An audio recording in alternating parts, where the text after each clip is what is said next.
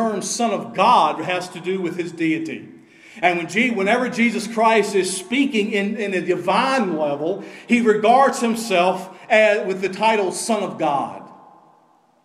Others have said that the term Son of Man refers to his humanity.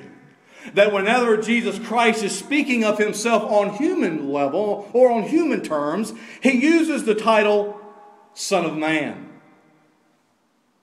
The great Reformed theologian J.I. Packer said that the term Son of God has to do with his divine person. And the term Son of Man has to do with his fulfillment of the messianic role.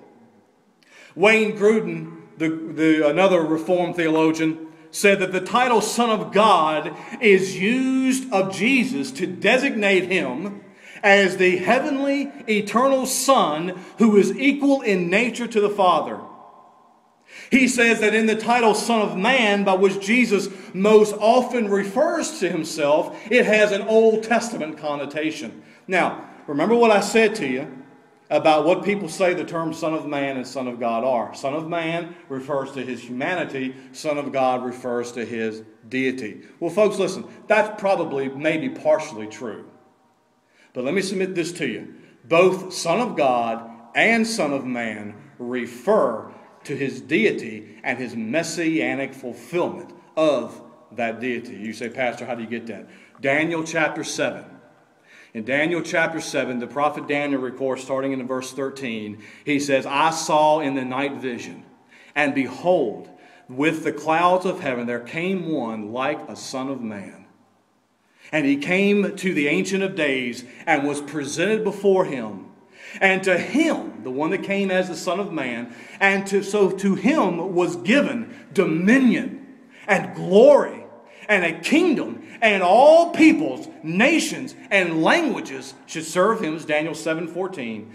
His dominion is an everlasting dominion, which shall not pass away, and his kingdom is one that shall not be destroyed. And so, folks, whenever you see in the Gospels Jesus referred to himself as the Son of Man, his mind is going back to the prophet of Daniel in Daniel chapter 7. And so the term Son of Man has just as much a divine messianic connotations to it as maybe even more so than the term Son of God. Because it has roots in the prophetic coming of the Messiah. Now watch this. Is this making sense to you? Did Jesus view this prophecy of Daniel 7? Did Jesus view that about himself? Did he link the two? Matthew chapter 26, verse 64.